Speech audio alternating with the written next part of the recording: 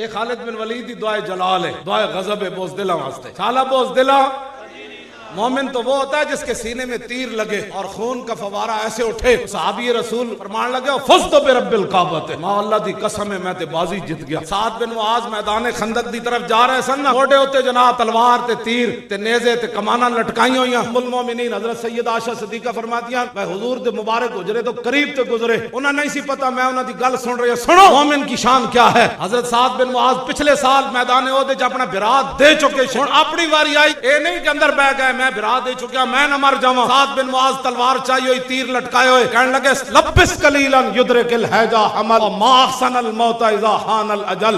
फरमाओ साद और ठहर भी जा, इतनी केड़ी जल्दी। आज जे मैदान खंदक की मौत आ जाए तो इस मौत की क्या बात है। मोमिन की शान तो यह है, उनको तू लब्बैक की गल करना, मैं लब्बैक दा खुद मुहाफिज अगली गल कर।